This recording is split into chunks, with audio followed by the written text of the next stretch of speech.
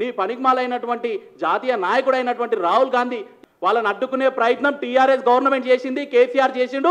ఈరోజు కేసీఆర్ ఫామ్ హౌస్కే పరిమితం అయిండు. ప్రభుత్వం నడిపించే వ్యక్తులు అనేది శాశ్వతం కాదు, ప్రభుత్వం శాశ్వతం. అక్కడ ఈరోజు ప్రభుత్వంని నడిపించేది రేవంత్ రెడ్డి కావచ్చు, గతంలో కేసీఆర్ కావచ్చు, భవిష్యత్తులో ఇంకెవరైనా రావచ్చు. Like, share, subscribe.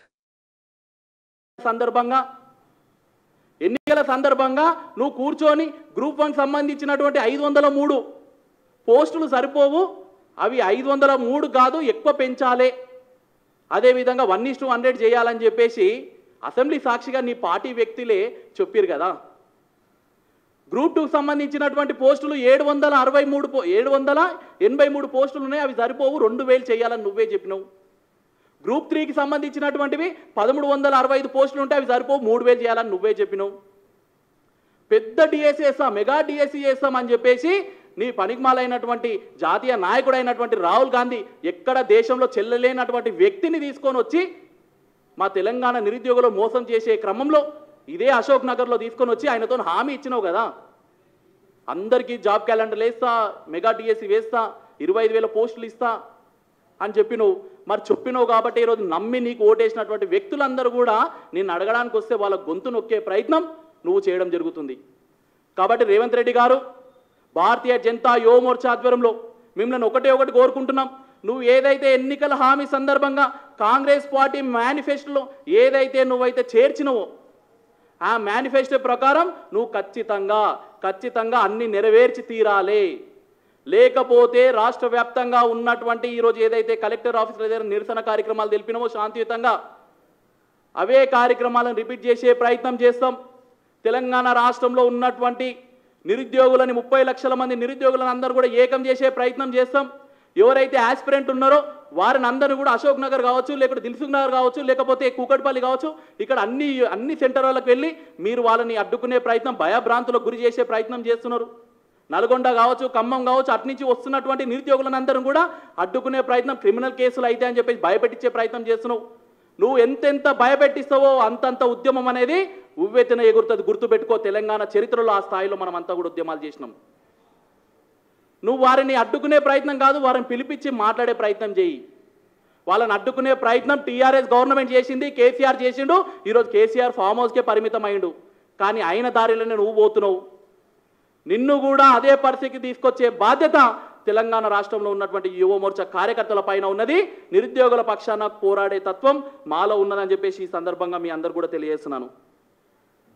అదేవిధంగా ఈరోజు ఎవరెవరైతే మా కార్యకర్తలు ఉన్నారో తక్షణమే వారందరినీ కూడా ఖచ్చితంగా మీరందరూ కూడా విడుదల చేయాలి. వాళ్ళందరినీ కూడా భయభ్రాంతులకు గురి చేసే ప్రయత్నం చేస్తున్నారు. ఖచ్చితంగా వీటి విషయాలలో మేము రాష్ట్ర స్థాయిలో చేయాల్సినటువంటి కార్యక్రమాలన్నీ కూడా చేస్తాం. ఎక్కడైతే నిరుద్యోగుల పక్షాన మీరు అసభ్యంగా ప్రవర్తించిరో వాటిపైన హెచ్ఆర్సీ వరకు కూడా పోవడానికి మేమందరం కూడా సిద్ధంగా ఉన్నాం. అంతిమంగా నిరుద్యోగులకు కావాల్సినటువంటివన్నీ కూడా సాధించుకోవడానికి యువ మోర్చా కార్యకర్తలంతా కూడా తయారుగా ఉన్నారు.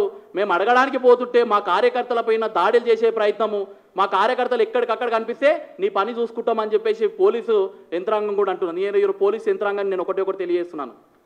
ప్రభుత్వం నడిపించే వ్యక్తులు అనేది శాశ్వతం కాదు, ప్రభుత్వం శాశ్వతం. అక్కడ ఈరోజు ప్రభుత్వంని నడిపించేది రేవంత్ రెడ్డి కావచ్చు, గతంలో కేసీఆర్ కావచ్చు, భవిష్యత్తులో ఇంకెవరైనా రావచ్చు.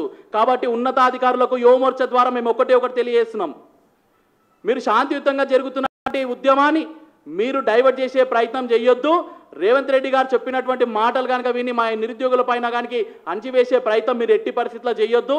కాబట్టి రాబోయే రోజులలో ప్రభుత్వాలు అనేది మార్పులు చేర్పులు జరుగుతూ ఉంటాయి. కాబట్టి రేవంత్ రెడ్డి గారి కోసమో వ్యక్తుల కోసమో పని చేయడం అనేది మానుకోవాలి. మా నిరుద్యోగుల సమస్యల గురించి మేము శాంతియుతంగా ఏదైతే కార్యక్రమాలు చేస్తామో వాటికి సమాజం మొత్తం కూడా కలిసి వస్తుంది. దాని సందర్భంగానే ప్రభుత్వ యంత్రాంగం కూడా ముందుకు వచ్చే విధంగా మీరు కూడా ప్రయత్నం చేయాలి తప్ప ప్రభుత్వాలు ఏవైతే హామీలు ఇచ్చిరో, ప్రభుత్వం ఏదైతే ఆర్డర్లు ఇచ్చిరో ఆర్డర్ల ప్రకారం మా మీద అణిచివేతలు చేస్తే మాత్రం ఖచ్చితంగా ఊరుకునే పరిస్థితికి లేదని చెప్పేసి ఈ సందర్భంగా కూడా తెలియజేస్తున్నాను.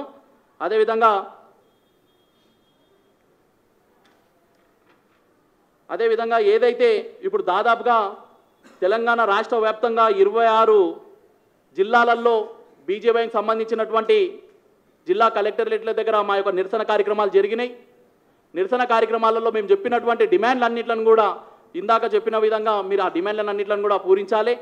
ఇక్కడ కూర్చున్నటువంటి మా కార్యకర్తలని మీరు లాఠీలతో కొట్టడం కాదు, దాదాపుగా అమ్మాయిలను చూడకుండా కూడా కొట్టడం కావచ్చు, లేకుంటే ఆ విధంగా చేస్తున్నాం. మేము న్యాయమైనటువంటి పోరాటం చేస్తుంటే మా మీద ఈ విధంగా మీరు దురుసుగా ప్రవర్తించడం కరెక్ట్ కాదని చెప్పేసి తెలియజేస్తున్నాను.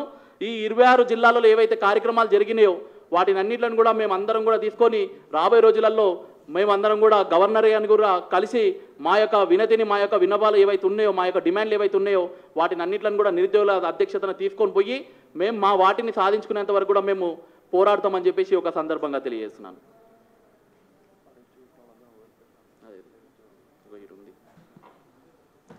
ఇప్పుడు దాదాపుగా ఈరోజు పొద్దు నుంచి మీడియా అన్న వాళ్ళకు కూడా అందరికీ కూడా తెలుసు, పొద్దటి నుంచి జల్లెడబట్టిరు పోలీస్ డిపార్ట్మెంట్ మొత్తం కూడా. అందరు ఫోన్లు కూడా ట్రాక్ చేయడం కావచ్చు, ఎవరెవరు ఎక్కడ ఉంటున్నారో అందరిని కూడా పట్టుకొని వచ్చి ఈరోజు ఎవరినైతే నిరుద్యోగులని, అదేవిధంగా భారతీయ జనతా పార్టీ కార్యకర్తలను ఎక్కడైతే గోషమాల్ పిఎస్ కావచ్చు వివిధ పోలీస్ స్టేషన్లో పెట్టినటువంటి వ్యక్తులని బేషరతుగా ఎటువంటి షరతులు లేకుండా అందరినీ కూడా విడుదల చేసే ప్రయత్నం చేయాలి. వాళ్ళంతా కూడా చదువుకుంటున్నటువంటి వ్యక్తులు, వాళ్ళంతా కూడా వారి భవిష్యత్తు బంగారు భవిష్యత్తుగా తీర్చిదిద్దుకోవాలనే ప్రయత్నంలో ఉన్నారు. కడుపు బాధతోని మీ దగ్గరికి రావడం జరిగింది, కానీ వాళ్ళని అణిచివేసే ప్రయత్నం, కేసులు పెట్టే ప్రయత్నం ఎక్కడ కూడా చేయొద్దు. అందరూ కూడా బేషరతుగా ఈరోజు గోషమాల్ పిఎస్లో ఉన్నటువంటి దాదాపుగా 1000 మంది నిరుద్యోగులను అందరూ కూడా విడుదల చేయాలని చెప్పేసి భారతీయ జనతా యువ మోర్చా తెలంగాణ డిమాండ్ చేయడం జరుగుతుంది. Like, share, subscribe.